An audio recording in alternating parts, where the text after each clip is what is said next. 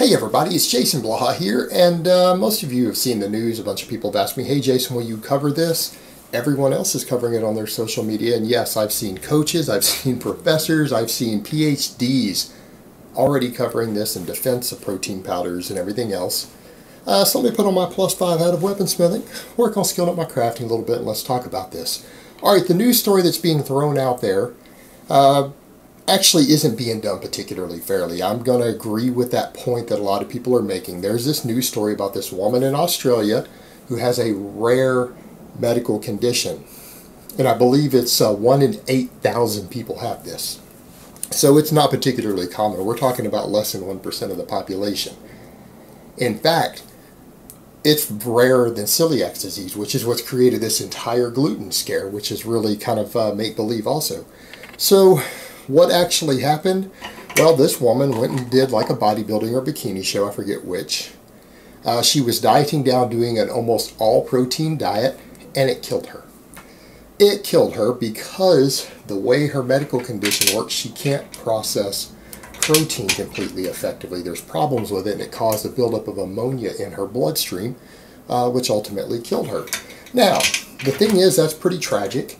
And her cause of death the cause of death was bodybuilding supplements were listed in there. And while that's true because of her medical condition, is it necessarily fair to demonize supplements over this? No, it really isn't. And you guys know I'm anti-supplement. I can't stand the supplement industry. I don't promote supplements, I don't sell supplements, and I don't particularly care for anyone who chooses to do so. That's how I feel about it. You know what? I look for any legitimate reason to demonize this industry. And in fact, I tell people, you know what? Protein supplements aren't particularly useful. And even if they were as beneficial as real foods, and we can argue if they are or aren't, the fact of the matter is, wouldn't you rather give your money to a more ethical industry than the supplement industry that sells all this other garbage? So I'm the first one to knock protein supplements. However, in this particular case, I don't think it would have mattered. Meaning, her diet itself, combined with her medical condition, is what killed her. Following an extreme diet with any medical condition in which you haven't had a physician assess the compatibility is probably a bad idea. Any extreme diet, just like I tell people out there, if you go do a ketogenic diet for fat loss and you haven't got that cleared by a medical doctor, you're a fucking dumbass. I'll just call that like it is. If you're doing a ketogenic diet and you haven't had a medical evaluation first, you haven't run it by your medical doctor or registered dietitian, and you go do an extreme, crazy diet like a ketogenic diet, you're fucking stupid. I'll just call it like it is. That's reality. What this woman was doing was basically a protein-sparing modified fast, which again can be pretty extreme. This sort of diet is actually prescribed for medical reasons sometimes for some people also. It's a pretty extreme diet. Not the sort of thing you want to do without getting a medical evaluation first. In fact, I go so far as to say competing in any sort of physique competition isn't something you should do without getting a medical evaluation first. Not that I think you should compete in it at all, but if you choose to do so, you should probably have a doctor look you over. I'll say the same thing about powerlifting, which I have competed in. You need to get medical clearance before you go do stuff like that. That's just reality. These things are dangerous. They're stressful on the body. They're extreme. You need to make sure you don't have any underlying health issues that could cause you problems or kill you if you do this stuff. She followed an extreme diet. Now, is there any difference in terms of what happened to her body of a protein shake versus a chicken breast or egg whites or even a vegan source pea protein? No. The exact same effect would have occurred in her body with any source of protein. I don't care whether it came from peas, brown rice, a cow, a chicken, or a tub of whey. Essentially, we're dealing with the same problem. It would have killed her anyways. She followed an extreme diet that wasn't compatible with her medical condition. So, while there are plenty of reasons we could demonize supplements, there are plenty of reasons to demonize the supplement industry, this particular incident isn't one of them.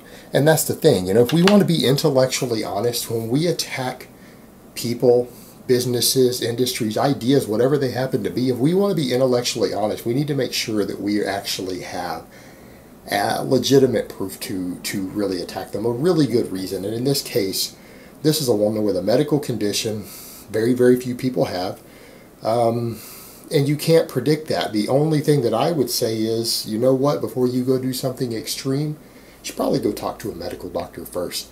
Get it cleared. Have them check you out to make sure that it's not going to kill you. Because, yeah, competing in different things like this can kill you. And you know what? Here's the other thing. I'm the first one to tell people they don't need that much protein. People consume way more protein than they need to meet their goals. The only reason someone would follow the sort of diet she was doing is to try to hold on to muscle mass while subjecting your body to an extreme caloric deficit. And you know what? The only reason to subject your body to an extreme caloric deficit is because you want to lose fat more quickly instead of taking your time with it. And you know what? That's because she had a deadline for a physique competition. Here's the thing. If you have 20 pounds of fat that you need to lose, realistically speaking, the slower you lose it, the longer you'll keep it off and the easier it'll be to keep it off. In other words, if you have 20 pounds of fat to lose, if you lose it in 5 weeks versus 20 weeks, you're more likely to keep it off longer if you do it for the 20 weeks. And you're not going to feel as bad. You're going to put less stress on your body. It's going to be less taxing on your body. People do stuff like this because they're trying to lose more quickly. And that's ultimately one of the biggest problems people run into with these preps and everything else, is that they oftentimes set unrealistic timelines for the fat loss and the weight loss that they want to reach. Sometimes it's not even so much the case of the body fat they're trying to get to. In some cases, like bodybuilding, they do want you to be so lean that it is unhealthy. But for some of the bikini competitors, some of them aren't necessarily having to get unhealthily lean, but what they're trying to do is trying to do it in a time frame that isn't ideal. In other words, they're trying to do a 12 or a 16-week prep that probably they should have done in 24 weeks. They should have done over 30 weeks. Let's just be realistic here. That's usually the problem. That's why people resort to extreme things like this. They're trying to get too much too fast, and they have to use extreme methods to get there. Not always necessary to do that. But at the end of the day, guys, the take-home message of this is, no, we don't necessarily need more warnings on diets. We need people just to not do stupid stuff. Just like I always tell people, there's no reason to run a really extreme diet if you're concerned with your overall health and fitness. I understand when you're working with a time frame, but I would also ask people, sometimes what you need to evaluate is what's more important to your life, some artificial time frame, or knowing that you're going to more consistently reach a goal.